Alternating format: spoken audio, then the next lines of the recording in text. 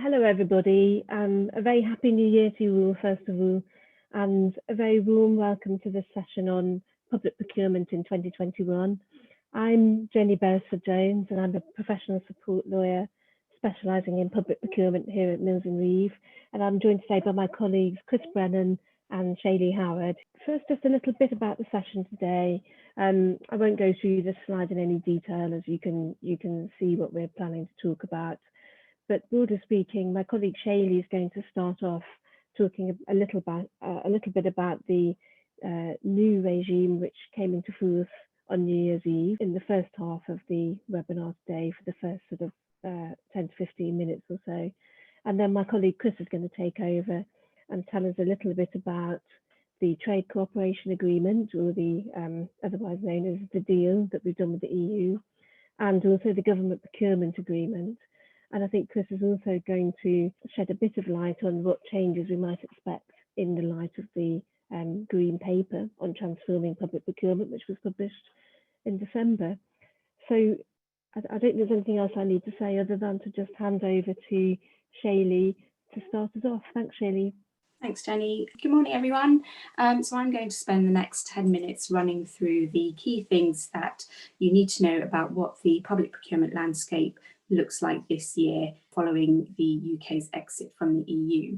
So the first thing to note is the snappily titled Public Procurement Amendment, etc. EU Exit Regulations 2020 amend the 2015 regulations, so you don't have to refer to a new set of regulations. And I think it's fair to say in general there's been no real significant change to the public procurement regime, but the most significant change that we have is a new UK-based e-notification service called Find a Tender, or FTS, and that's where notices should be published now instead of an official journal. And the PPN, the Cabinet Office issued a PPN number 8 in November, all about the new system.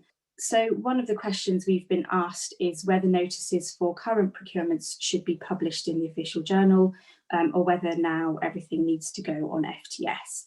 And what the PPN says is where an authority has launched a tender under the old regime, then you must continue to publish notices in the official journal.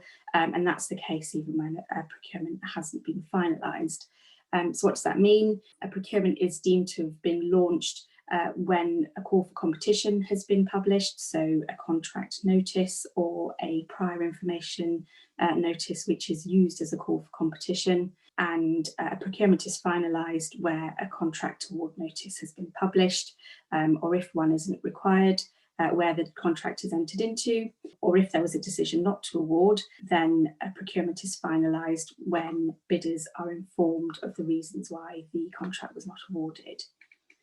So, for example, if you published a contract notice advertising your procurement in the official journal, then the contract award notice ought to also be published in the official journal, even if that follows at some point this year. So the next slide, this slide sets out a summary of publication requirements that you might want to keep to hand. The PPN also includes a flowchart designed to help you identify where you need to publish a notice. Just a couple of things to note: when you're calling off from existing framework agreements or dynamic purchasing systems that were awarded before 31st of December, you should publish future notices on the official journal if they're required, and also in Contracts Finder. So that was another question we were asked, is have there been any changes to the Contracts Finder regime? And the answer is no, although note that there's no obligation to publish a contract award notice when calling off from a framework agreement. The PPN recommends that you replicate your notice on Find a Tender, but that's not an absolute obligation. Another one of the questions we've been asked is what if an authority needs to publish a modification notice for a contract that's been awarded before 31st of December? And in that case, it's the third scenario on the slide that would apply. So you publish the modification notice in the official journal. As an aside, there doesn't actually appear to be a modification notice on FTS. But we have contacted CCS to find out why that is. Things to consider when using FTS. So as far as we're aware, the UK hasn't published template notices in the same way that you can see template notices on the EU website. FTS notices are split into the 3 categories you can see on the screen: so future opportunity, and awarded contract. There are also other notice types such as making changes to notices and also VEET notices as well.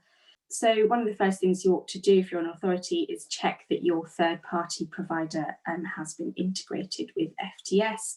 The FAQs to the PPN contain a list of providers that had confirmed that they're ready for the new system as of November 2020. If your system still isn't compatible with FTS, then you ought to directly register with FTS. The PPN says that if you have to post notices to the official journal, you are asked to include them on FTS, but note that it's the obligation to publish on the official journal that comes first. And that might be something that you decide to have a policy on. You might consider it better for sort of minimising risk to duplicate notices in the official journal and on FTS as well. That's about as much as we know about FTS at the moment. Other changes brought about by the 2020 regulations are set out on the slide. Note that the threshold levels will now expressly be set out in pounds. It will be a conversion from the World Trade Organization's government procurement agreement. More on that from Chris later. Other changes involve the transfer of commission functions to the Cabinet Office and replacing references to EU law with the UK law equivalents. Another thing to note is the grounds for exclusion in Regulation 57 that you would find in your selection phase have been updated, so you may well need to update your SQ. Moving on from FTS, I'm now going to spend a few minutes talking about the other policy procurement notes that were issued last year. So these will impact on how you conduct your procurement exercises. I've included links to the PPNs on the slides, which will be circulated after the session. So starting with PPN 6 on social value, this applies to central government departments, their executive agencies and NDPBs from 1st of January. And what it does is set out a social value model to be applied in a procurement where social value is relevant and proportionate to the subject matter of the contract. The PPN sets out a list of themes and outcomes to apply when running a procurement. So for example, I put an example on the slide there, how your contract can help local communities manage and recover from the impact and continuing impact of COVID-19. It also mandates a minimum 10% weighting to the evaluation of social value, and that's 10% of the overall score and not 10% within the quality criteria. The PPN also sets out model evaluation questions, model criteria, and reporting metrics for each of the policy outcomes identified. So altogether, really useful tools if you're considering how to meaningfully evaluate social value in your procurements. And likewise, bidders might want to also familiarise themselves with the questions in preparation for forthcoming procurements. There's lots we could say about social value and also lots more we could say about this next PPN, the construction playbook. So this sets out 14 key policies on how to assess, procure and deliver public works programmes. It's aligned to the outsourcing playbook that was published in 2019 and then updated last year. Lots of really useful guidance in there on all aspects of the procurement lifecycle, particularly around how to assess economic and financial standing. I know that's something that lots of our authority clients have found really helpful. We are planning a session in March along with our construction colleagues talking about the construction playbook in more detail, so look out for an invite to that. Next, we've got PPN 11. So this effectively allows authorities to reserve or limit procurements that are below the financial thresholds to either by supply location or you can also limit procurements so that they can only be bid for by SMEs. It's not an absolute obligation to always limit below threshold contracts, and the authority has to consider what option gives them the best value for money. And the PPN says that this policy might be used to help authorities tackle inequality, create new businesses or jobs, and also encourage new entrants to government markets. So interesting to see how that policy will play out in practice. The final word from me is PPN 7.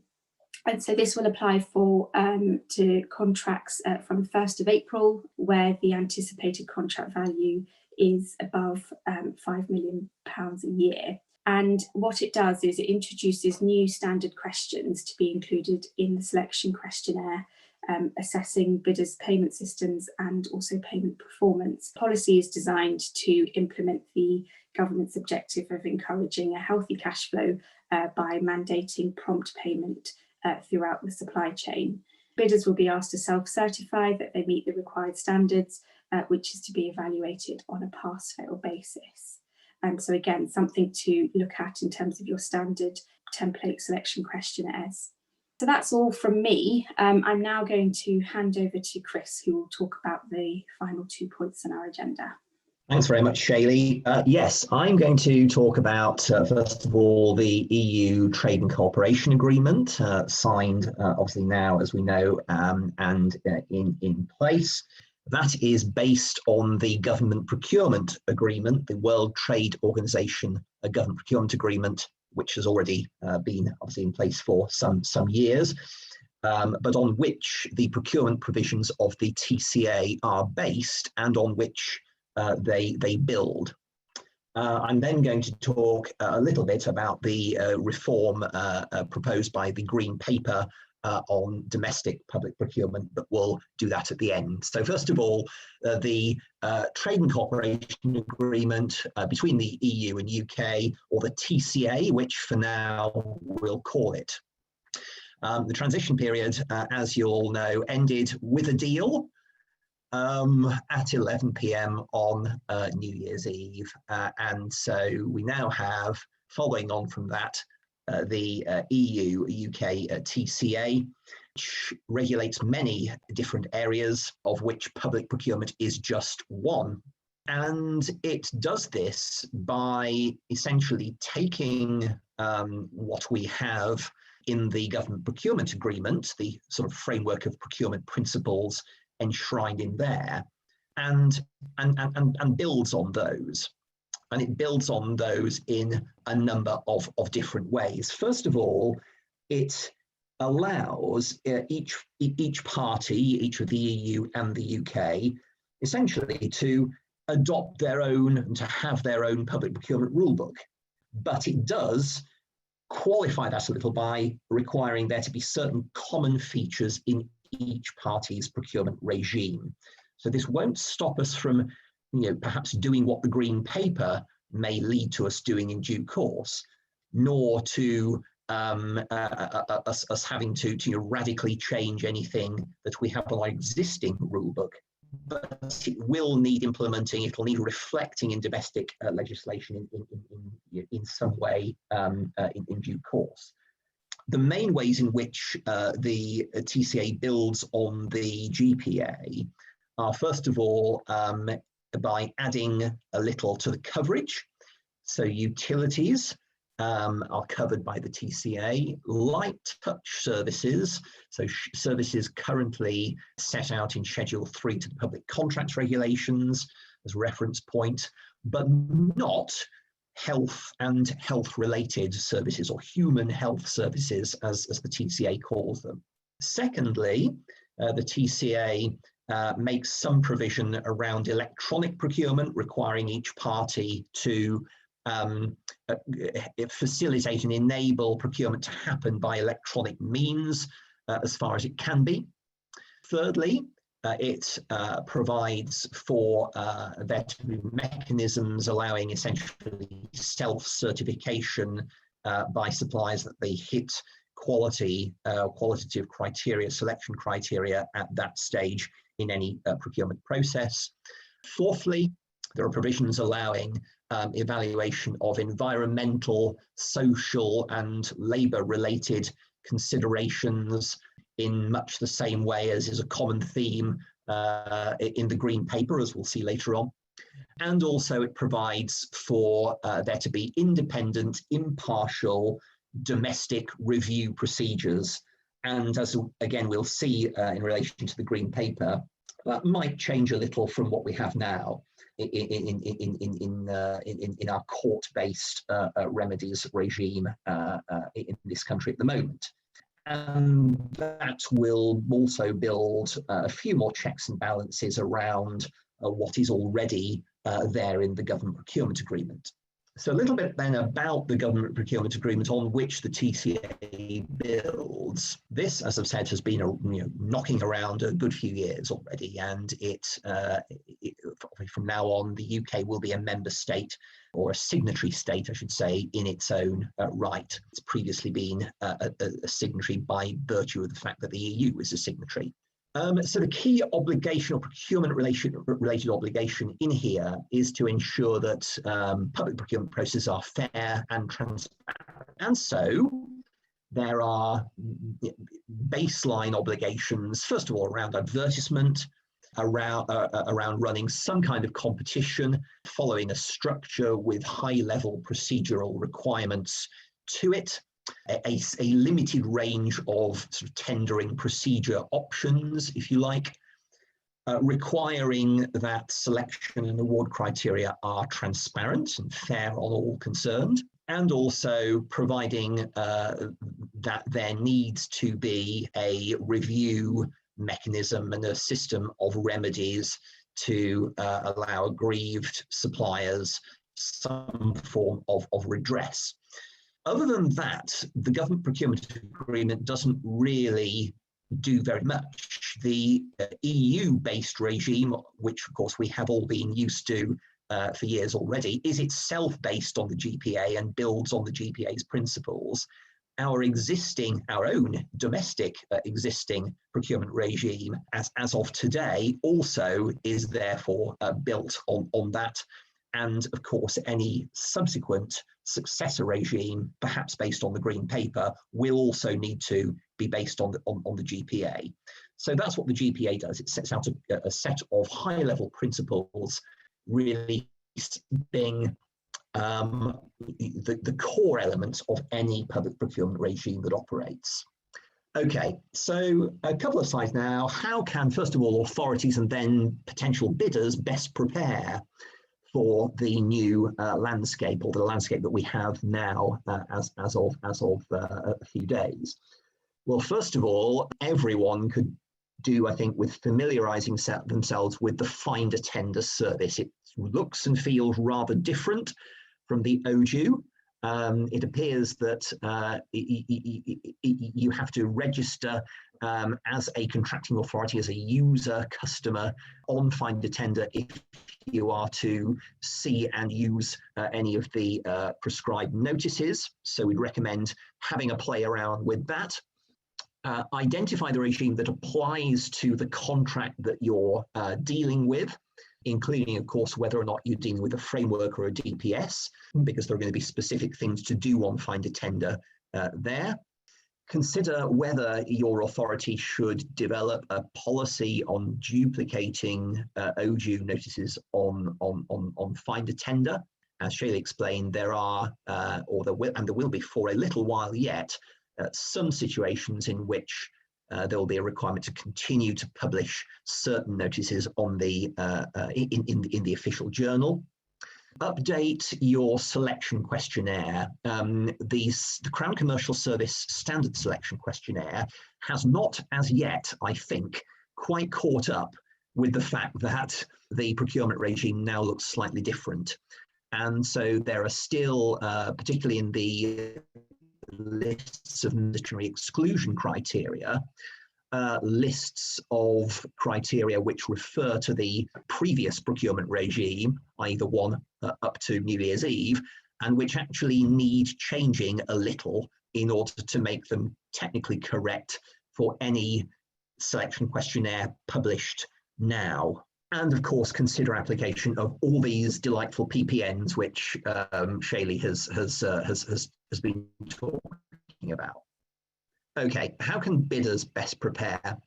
Well, there is, again, published on the 31st of December, as it happened, some government guidance, a couple of pages, for suppliers interested in bidding for these procurement opportunities. Now, basically, that doesn't really say very much other than to navigate you to the WTO website, where there is quite a lot of information, country by country, I believe, on bidding for overseas opportunities. But any supplier interested in doing that could perhaps do with having a look at that and seeing what it's all about. UK businesses will continue to benefit from the opportunities and rights which the GPA provides for from the 1st of January, so pretty much on a seamless sort of basis. And as a party to the GPA, going forward, businesses in the UK can, of course, bid for certain procurement opportunities in the other GPA signatory states' territories. Likewise, and reciprocally, businesses from those territories and those member states, those signatory states, can also bid for certain procurement opportunities into the UK. So all of that will continue. Okay, to finish off then, a little bit on the proposed Green Paper. Now, this, of course, isn't law. It's not even nearly law. It's, at the moment, a consultation exercise, and it's open for consultation until the 10th of March. Now, it will, it's fair to say, reasonably radically change the procurement regime that we have. It'll probably simplify it to quite a considerable degree, and it will make certain other subtle changes to perhaps what we're used to. One thing it will do is abolish, or one thing it talks of doing, I should say, is abolishing the so-called light touch regime, so the schedule-free services regime that we currently have in the public contracts regs. And as a result of that, it's probably fair to say that just about everything that the new regime will cover will be kind of light touch, or more light touch than it is at the moment. But one effect will be that everything is then sort of subjected to the same threshold. And so that may mean that light touch, or currently light touch services which are below threshold, because the light touch regime threshold is higher, could well come into being regulated by virtue of the fact that they may well end up being subject to a lower threshold, i.e. the threshold that everything else is subject to. But that's something on which interest might be aroused in terms of responding to consultation. Question around health services. Not quite clear yet as to whether or to what extent those will be caught, not least because those of you who are familiar with the NHS long-term plan will know that there is a plan for health services to essentially escape the public procurement regime in the way that health services are currently subject.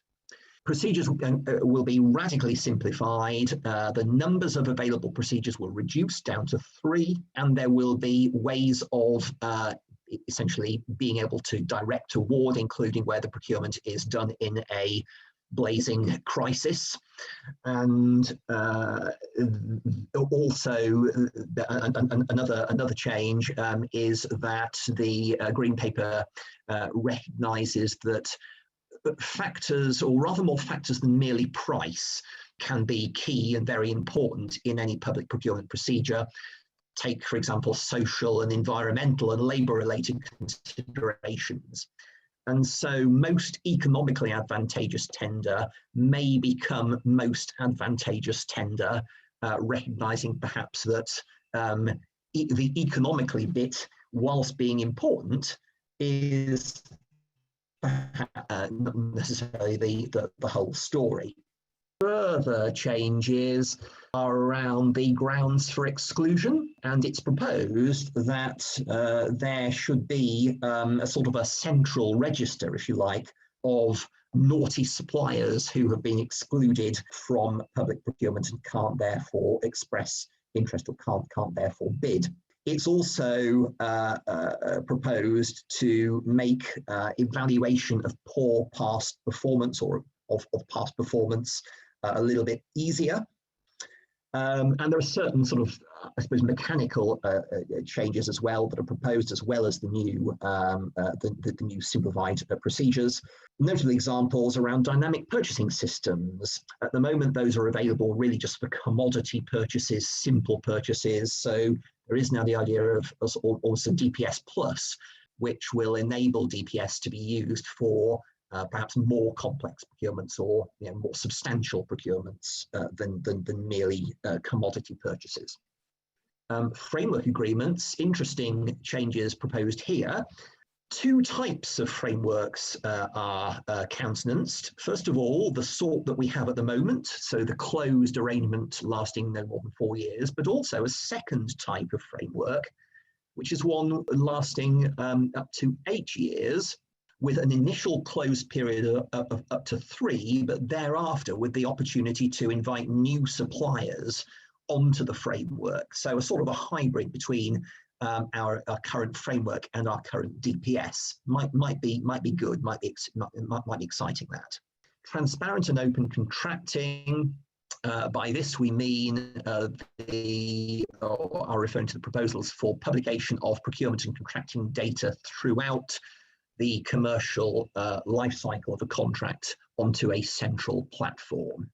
It is proposed that the regime around modification to contracts is simplified and made more flexible, basically by clarifying Regulation 72, not necessarily ripping it up, but clarifying it and also reordering it, I think, and as well as allowing amendments, almost waving through, I think, amendments in crisis situations or situations of extreme urgency. And also around the publication of contract amendment notices to publicise that fact.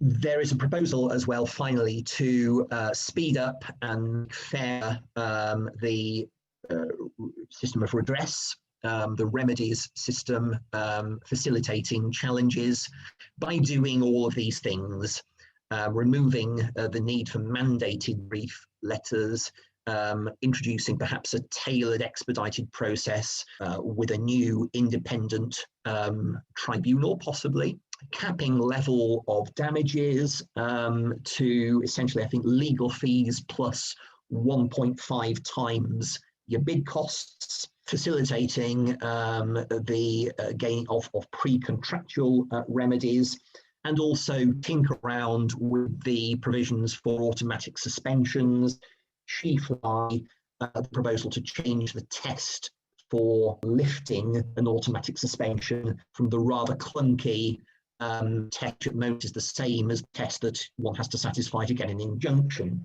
in favour of a slicker, simpler test, which is more geared or better geared to public procurement, quite simply, a public procurement specific test. So all of those really are proposals by the containing the green paper, which obviously it'll be interesting to see what the upshot of the consultation size is. So I'll hand over back to Jenny, I think, to wrap up for us. Yes, thanks very much, Chris and Shailee. Just before we go, I just wanted to share with you this slide, which signposts you to a couple of really useful resources, our procurement portal and our regulation84.co.uk site. Do click and have a look at those. You can subscribe for updates and it's completely free to use. So thanks very much indeed to Chris and Shailee, and especially to all of you for joining us today. And we hope to see you all again soon. Thanks very much, everyone.